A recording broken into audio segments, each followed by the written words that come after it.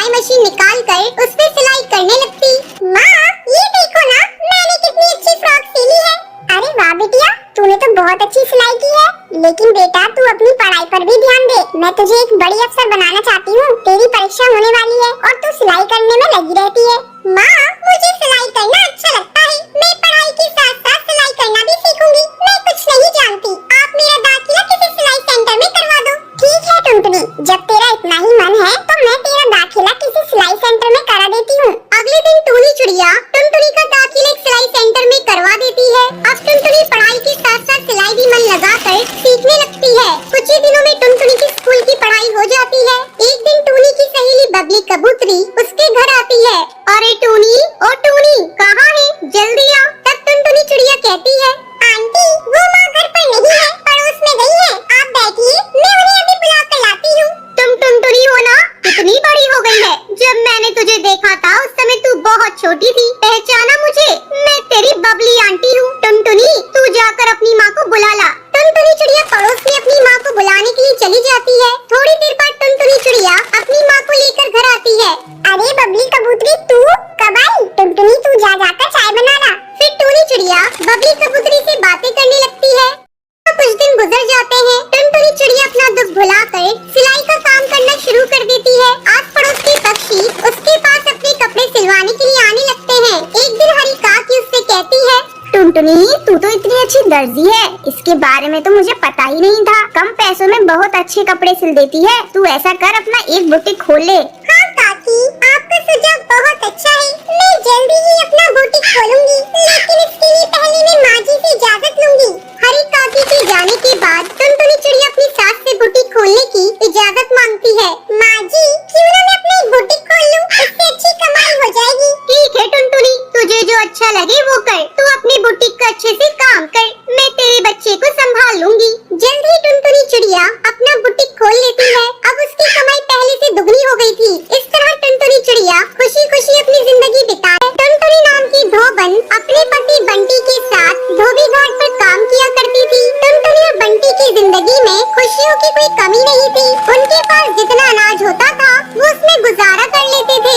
एक दिन बंटी अपनी पत्नी टुनटुनी को कहता है, कुछ कपड़े धुलने के लिए पड़े हैं, उन कपड़ों को धो लेते हैं। हाँ जी, आप सही कह रहे हैं। चलिए काम तो करना ही है। टुनटुनी जाकर कपड़ों का गट्ठा खोलती है और उसे देखकर रोने लगती है।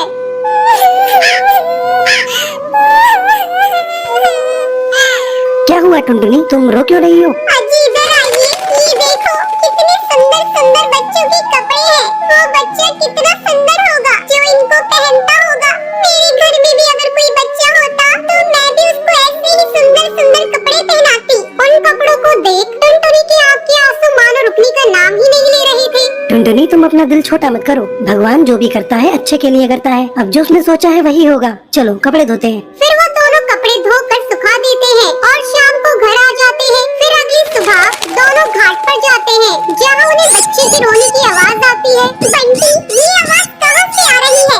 मुझे लगता है उधर जो कपड़े पड़े हैं उनमें से आ रही है। चलो वहाँ पर चलकर देखते हैं। टुनटुनी बंटी वहाँ पर जाते हैं। फिर जहाँ से उन्हें बच्चे के रोने की आवाज आ रही थी वहाँ कपड़ों का एक गट्ठा रखा था। फिर टुनटुनी थोड़े कपड़े हटाकर देखती है। अजी ये देखिए, इन कपड़ों में तो कोई बच्चा लिपटा हुआ पड़ा है। टुनटुनी बच्चे को देखती है। वो एक बहुत ही प्यारी चिड़िया थी।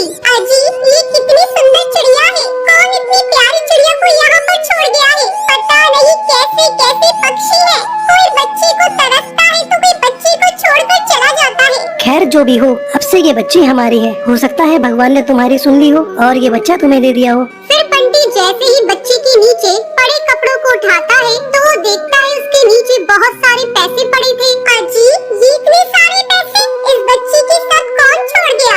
शायद जिसने इस बच्ची को छोड़ा है उसने ही इसकी परवरिश के लिए पैसे छोड़े हैं। पर कोई ऐसा क्यों करेगा?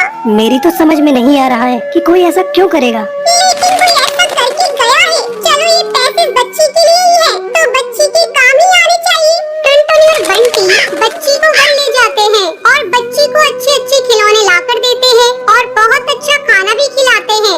बच्ची भी अब धीरे धीरे बड़ी होने लगती है। एक दिन टुनटुनी बंटी से बोलती है, अजी अब हमारी बच्ची बड़ी होने लगी है, हमें इसको अच्छे से स्कूल में पढ़ाना चाहिए क्योंकि बहुत ही चतुर है और कितनी सुंदर लगने लगी चाहता तो मैं भी यही हूँ, इसको अच्छे से अच्छे स्कूल में पढ़ाना। लेकिन तुझे तो पता ही है हमारी इतनी कमाई नहीं होती कि अपनी बेटी को अच्छे से स्कूल में पढ़ने के लिए भेज दें। लेकिन कुछ भी हो, मैं अपनी गुड़िया को उस स्कूल में जरूर पढ़ने भेजूंगा और एक अच्छी चिड़िया बनाऊंगा। बंटी ये सोचकर अपने धोबी घाट की तरफ चलता है तो वो देखता है उसके धोने वाले कपड़ों के बीच में कुछ पैसों की गड्डी पड़ी थी। फिर वो सोचता है आखिर ये सब कौन कर रहा है? इसका मतलब कोई तो जानता है कि उसकी बच्ची हमारे पास है और वो उसके बदले हमें पैसे देकर चला जाता है। फिर बंटी पैसे उठा लेता है और बच्ची को अच्छे से स्कूल में पढ़ने भेज देता है। एक दिन बंटी टुनटुनी से कहता है, टुनटुनी, पता नहीं जब भी हम पैसों की बातें करते हैं या उसकी जरूरत होती है तो कोई हमारे कपड़ों में पैसे छोड़कर चला जाता है, लेकिन ये सब कर कौन रहा है? हमको उसका पता लगाना पड़ेगा। अजी आप सही बोल रहे हैं,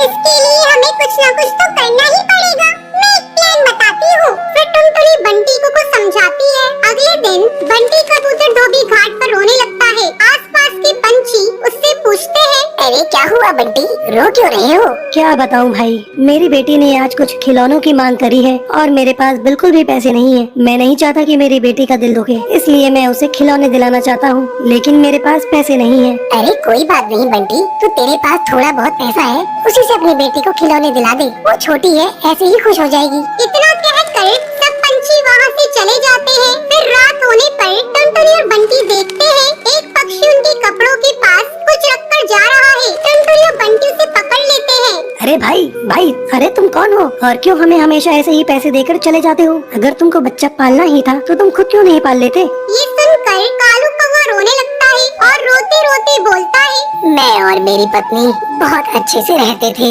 मैं उसको बहुत प्यार करता था, लेकिन ये बात मेरे घर वालों को अच्छी नहीं लगती थी, तो उन्होंने हमें घर से निकाल दिया। जैसे ही मेरी बेटी का जन्म हुआ तो उसकी माँ इस दुनिया को छोड़कर चली गई। कुछ दिन तो मैंने अपनी बच्ची की परवरिश की, लेकिन ये मुझसे नहीं हो पा रहा था। ये आपकी बच्ची है, फिर आपने अपनी बच्ची को हमें क्यों दिया? मैंने एक दिन यहाँ टुनटुनी बच्ची के लिए तड़पते हुए रोते हुए देखा। फिर मैंने सोचा कि आपको संतान की जरूरत है, इसलिए चुपके से बच्ची को यहाँ छोड़ गया। और जैसा मैंने सोचा था बिल्कुल वैसा ही हुआ। मैं जरूरत पड़ने पर पैसे देकर जाता हूँ, जिससे मेरी बच्ची की परवरिश में कोई कमी न आए। मैं आप लोगों से हाथ जोड़कर बोलता हूँ कि मेरी बच्ची को कभी भी ये मत बताना कि मैं उसका पिता हूँ, वरना वो मुझसे नफरत करने लगेगी।